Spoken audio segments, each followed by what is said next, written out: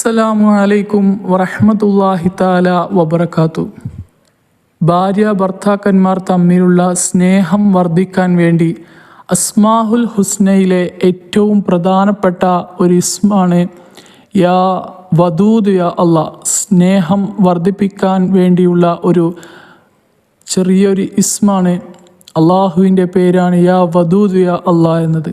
അതിൻ്റെ കൂടെ യാ മജീദ് യാ അല്ലാഹ് എന്നും കൂട്ടിച്ചേർത്തുകൊണ്ട് യാ വദൂദ് യാ അല്ലാഹ് യാ മജീദ് യാ അല്ലാഹ് എന്ന് നിത്യവും സുബഹി നിസ്കാരത്തിന് ശേഷവും മഗ്രിബ് നിസ്കാരത്തിന് ശേഷവും 100 വട്ടം ചൊല്ലുക.